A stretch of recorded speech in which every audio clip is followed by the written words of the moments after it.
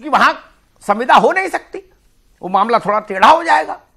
बाकी अस्पताल हो, स्कूल हो, कोई विभाग हो किसी प्रदेश का, आप चले जाइए टार्च लेके, 100 आदमी मिलेंगे तो उसमें 10 परमानेंट सरकारी मिलेंगे, 90 संविदा के मिलेंगे। तो अगर इतनी बड़ी संख्या है संविदा वालों की देश भर में, तो उनके हित चिंतन के लिए बात तो होनी चाहिए चुनाव के समय। इसीलिए आज मैं ये विषय लेकर आया। मैं बात की शुरुआत करूंगा बंधु जी से। विजय कुमार बंधु जी, आप देश भर में आंदोलन चला रहे हैं जी। विभिन्न राजनेताओं से भी आप मिलते हैं, आपका प्रतिनिधिमंडल राजनीतिक दलों से मिलता है, उनके अध्यक्षों से मिले हैं, कश्मीर से कन्याकुमारी, असम से गुजरात तक। अब वो समय आ गया जब घोषणा पत्र सार्वजनिक होंगे। एज ऑफ नाउ, आज तक आपको क्या आश्वासन मिला, क्या स्थिति आप देख रहे हैं, और चुनाव में इस मुद्दे का कितना असर दिखता है?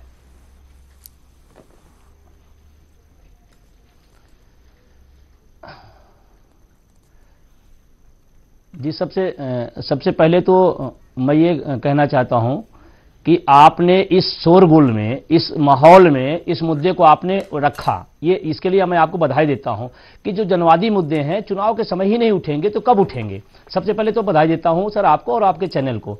दूसरी चीज है, पुरानी पेंशन बहाली की कोई डिमांड अभी 2 दिन पहले नहीं उठी है, ये लगातार उठ रही है। और जो आपने भी कहा कि देश भर में व्यापक पैमाने पर आंदोलन है, और समय समय पर सारे राजनीतिक दलों को, चाहे जो भी राजनीतिक दल है, भाजपा रही है, कांग्रेस रही है, सपा रही है, बसपा रही है, जो भी रहे हैं, सारे लोगों को हम लोगों ने अपना निवेदन दिया और रिक्वेस्ट किया कि ये मुद्दा जिनमिन है और संवैधानिक रूप से है, इसको आप विचार करें और गंभीरता से इसको लेकर के आप इसको लागू करें। लेकिन दुर्भाग्य है इस देश का कि जो सरकारें चाहे जो हो, पिछली हो या अगली हो, संवेदनहीनता की पराकाष्ठा चली गई है इस मुद्दे पर। उनको जैसे लगता है कि हम लोग कहीं गैर से आए हुए हैं। अरे हम सिस्टम के अंग हैं, अगर सरकार की कोई योजना आती है तो उसको पहुंचाने का काम यही शिक्षक, कर्मचारी, अधिकारी करता है, नीचे स्तर तक ले जाने का काम यही करता है। और उसको अगर हम अनसिक्योर कर दे रहे हैं तो कैसे उम्मीद करें कि आपकी वो जो बड़ी बड़ी योजनाएं हैं, बड़ी बड़ी जो सपने हैं देश को आगे बढ़ाने का, वो कैसे पूरा होगा? एक कर्मचारी तो पूरा करता है। लेकिन दुर्भाग्य है कि अभी तमाम सारे राजनेताओं से हम लोग लगातार मिल रहे हैं, निवेदन भी कर रहे हैं। अभी कल गृहमंत्री जी लखनऊ में थे, उनसे भी निवेदन हुआ।